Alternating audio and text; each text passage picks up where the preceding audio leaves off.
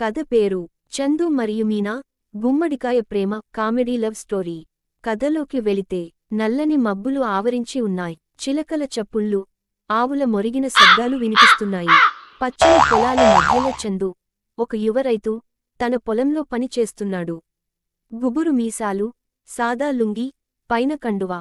అతను ఆనందంగా పాడుకుంటూ పని చేస్తుంటే పక్కనే ఉన్న ఇంటి వద్ద మీనా, అందమైన యువతి, కాస్త ఆరాటంగా అతన్ని చూస్తోంది.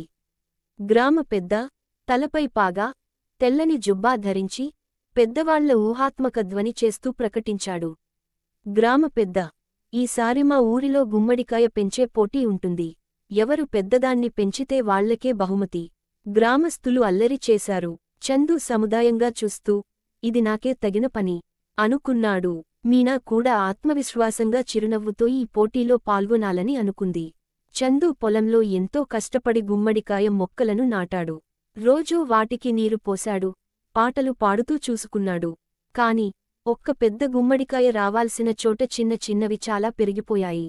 చందు తల గోక్కుంటూ, బాబోయ్, ఇవన్నీ నా పంటకా, లేక జుట్టకా? పక్కనే ఉన్న ఆవు కూడా ఆశ్చర్యంగా అతన్ని చూస్తోంది.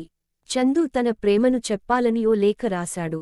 కాని దాన్ని మీనా చేతికి ఇవ్వాల్సిన చోట పొరపాటున గ్రామ పెద్ద చేతికి పడింది. గ్రామ పెద్ద లేఖ చదువుతూ: ప్రియమైన మీనా, నీ కనుబొమ్మలు వింతగా ఉండేవి. నీ నవ్వు మాయ చేస్తుంది. గ్రామస్థులంతా పగలబడి నవ్వారు.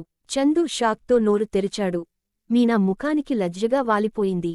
పోటీ రోజు వచ్చింది. గ్రామస్థులంతా ఊహాత్మకంగా చూస్తున్నారు. మీనా తన పొలం నుంచి ఒక భారీ గుమ్మడికాయను తీసుకొచ్చింది. చందు తల పట్టుకుంటూ, ఇంత పెద్దదా? నా వాటి దగ్గర కూరగాయ వండాల్సిందే. గ్రామ పెద్ద సంతోషంగా తల ఊపి మీనాను గెలిచినట్లు ప్రకటించాడు.